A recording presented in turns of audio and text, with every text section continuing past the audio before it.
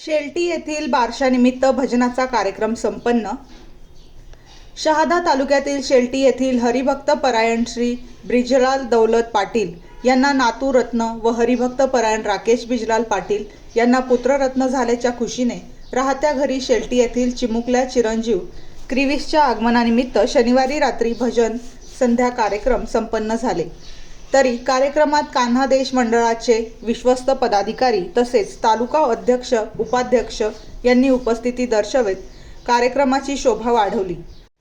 शेलटी येथील संत तुकाराम भजनी मंडळ व पंचक्रोशीतील तोरखेडा ससदे वरढटेंबा शिरूर व संत कबीर पंथ भजनी मंडळ शेलटी इत्यादी भजनी मंडळांनी सहभाग नोंदवत कार्यक्रमाची शोभा वाढवले व कार्यक्रमातील व्यसनमुक्तीपर तसेच पर्यावरण संरक्षण व समाज प्रबोधनावर आधारित भजन मांडण्यात आले।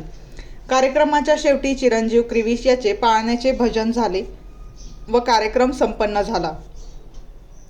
बेधडक मी मराठी न्यूज, सुमित गिरासे, शहादा।